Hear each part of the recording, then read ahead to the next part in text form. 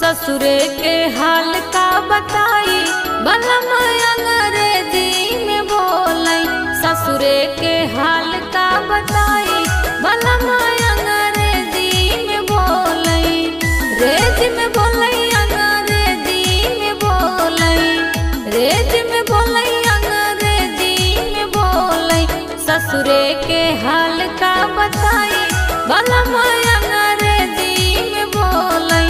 ससुरे के हाल का बताई बलम